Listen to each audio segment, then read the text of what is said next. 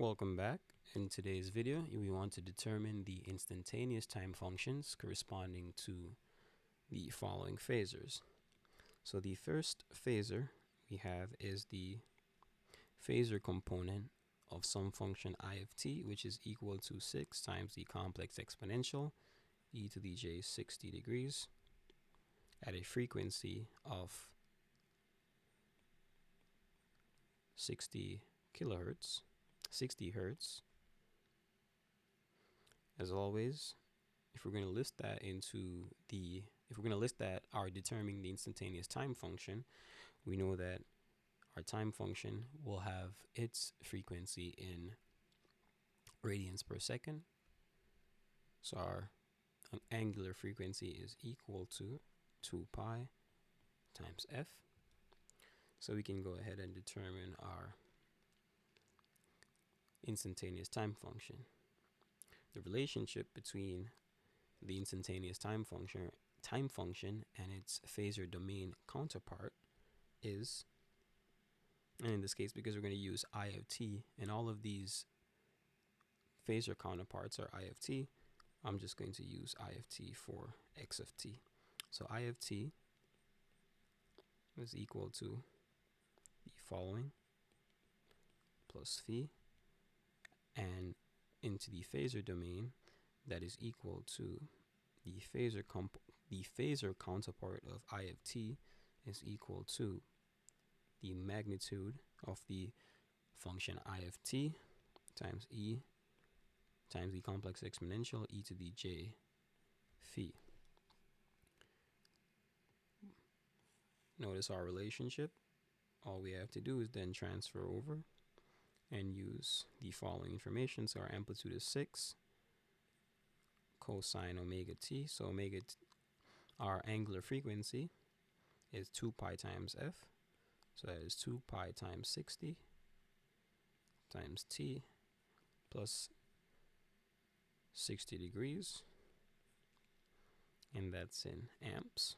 So I of t is equal to the following. So our instantaneous time function corresponding to the phasor counterpart of that time function is as follow. So our second function is the phasor counterpart of some function I of t is equal to minus 2 times the complex exponential e to the negative 30 degrees at a frequency of 1 kilohertz.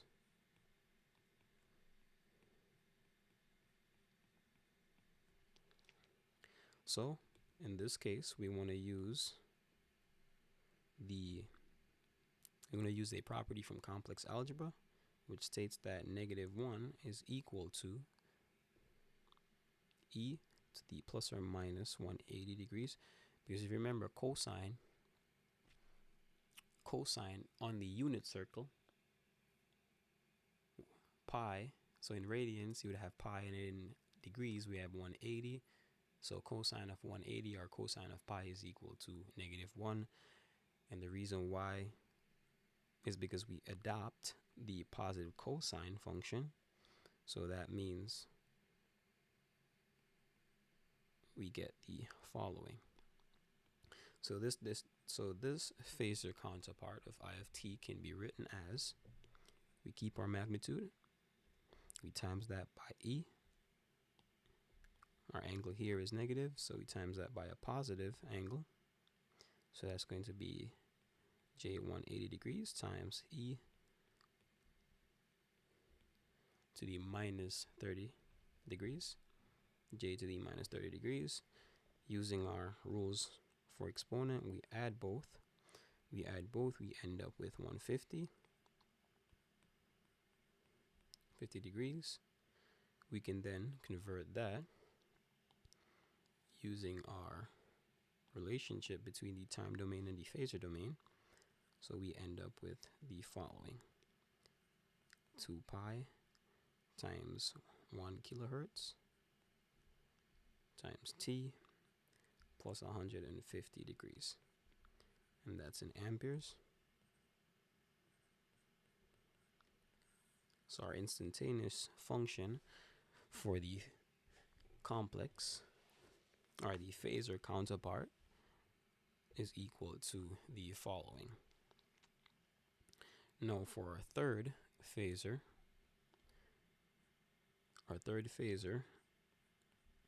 is equal to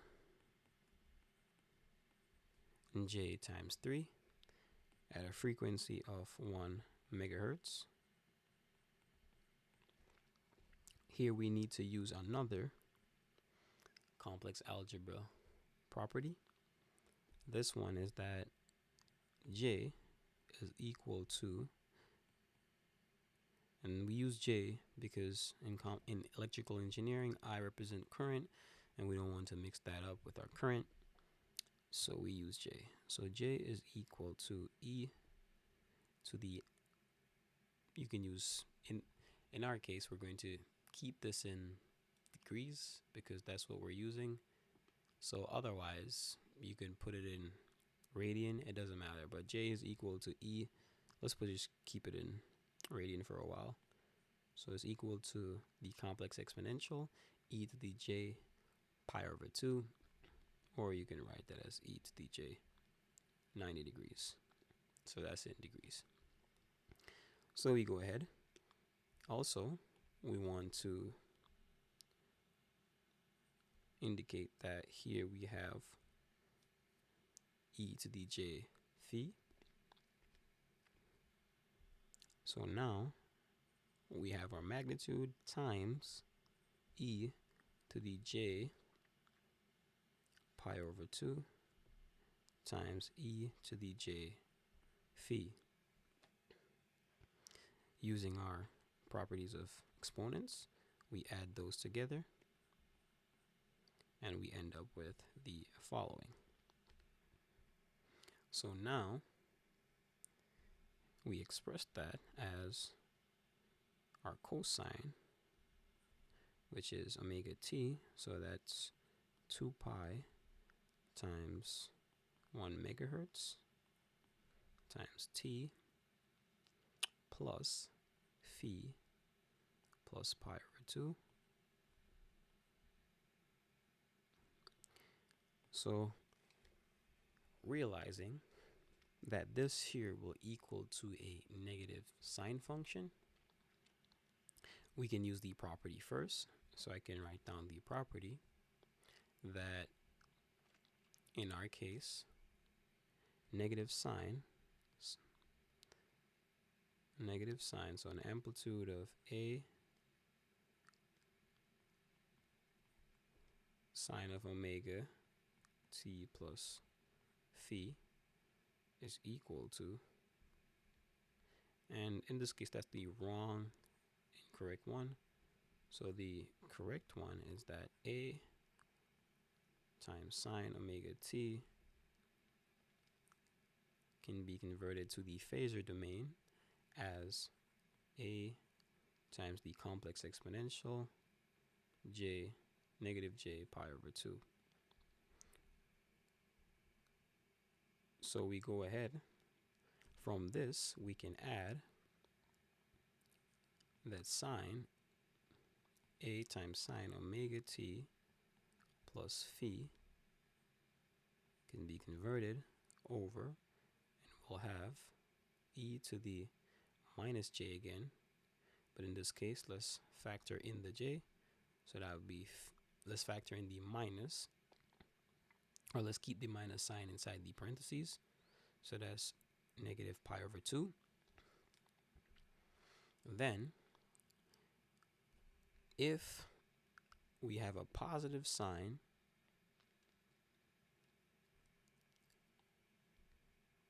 when we subtract pi over 2, that means we'll have a negative sign.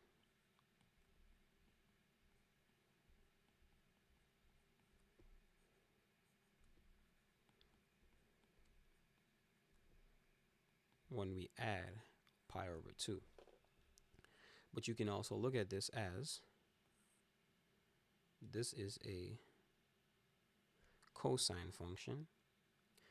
When we shift that cosine function to the right, we subtract phi. When we shift it to the left, we add phi. So if we shift this cosine, and when we shift to the right, we're going to put that in red. If we shift our cosine to the right, we end up with a signal as such. And if we shift it to the left, we end up if we shift it to the left, we're gonna end up with a signal in blue. So that's going to be, if I can draw that properly. So here in blue, you'll see that our signal sine of t, well, our cosine signal is shifted to the left, which is now a negative cosine. So if we shift it to the left, that means we add an angle. So here you notice we add an angle. This is shifted. Our cosine is now shifted to the left, which is now a negative sign. And in red, if we shift it to the right, it becomes positive. To shift to the right, we minus or subtract an angle. So then it shifts to the right. So then it becomes a positive sine function. So we can go ahead and then say that our time function I of t is going to equal to -3 times sine omega t, which is 2 pi e to the 6 times t, and that's in amperes. So basically, what we have here is to say that if we take this expression and move it down here and rework that, we can just say 3j3 is equal to 3e to the j pi over 2. So that is going to equal to sine, so that would mean 3 sine omega t,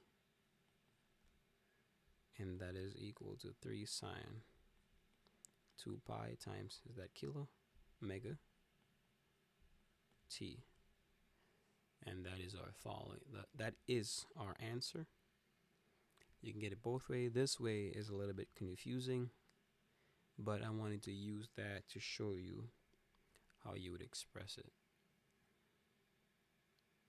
So if you would express that, you would keep the angle phi, but in this case, this is the best way to do it based on the properties that reflects the properties that represents the time domain and the phasor domain. So we can then go ahead and work on our fourth one. So this is equal to -3, in parentheses at least, j4, which is always, we want to factor out that -1. It's already factored out. And because it's already factored out, we see that we have a positive angle. So you remember we add in, let's see if we have it written here. So yes, so a negative angle, we add 180. If it's a positive angle, we subtract 180.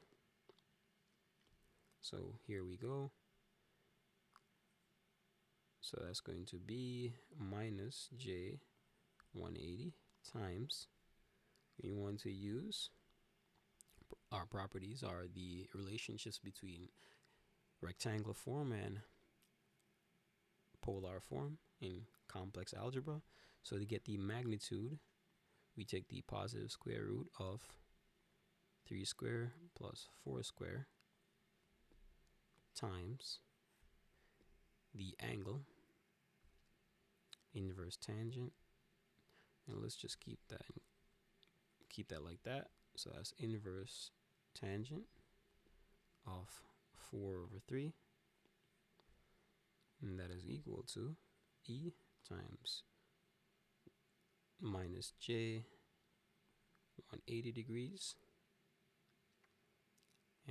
to multiply that by a magnitude of 5 times the complex exponential e to the j 53.13 degrees. Using our exponent rules, that equals to 5 e to the minus j 126.87 degrees. Now we can express that in cosine form. So we keep our magnitude or our amplitude of our phasor counterpart, and then omega t is 2 pi times, so this signal has a frequency of 10 kilohertz. So 2 times e to the 10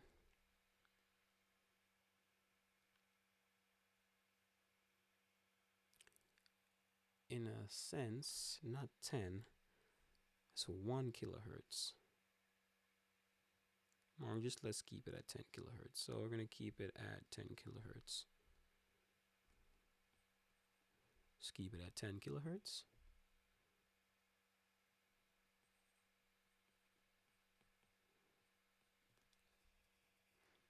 Times t minus 126.87 degrees, and that's in amperes. So our instantaneous time function corresponding to the phasor counterpart is as follows. So the last one is a phasor counterpart of some signal I of t is equal to -4. So that would be a magnitude of -4 and an angle of -120 degrees. So that's in shorthand notation. So we can write that as -4, or if you want to just take out the -1 at the same time, so we can write that as 4 times e, and as you can remember, our angle is negative, so we add 180, j times 180 degrees times e to the minus 120 degrees. Add those together, multiply those together, we add exponent, we come out with 4 times e complex exponential e times j of 60 degrees. This has a frequency of 3 megahertz, which is then equal to 4 cosine 6 pi, because 2 pi times 2 times 3 is 6 pi, so you can say 6 pi e to the 6 times t plus 60 degrees, and that's in amperes. So the instantaneous time function that correlates or corresponds to our phasor counterpart I is equal to the following. So we can go ahead and conclude this video. So I'll see you in the next one. Bye.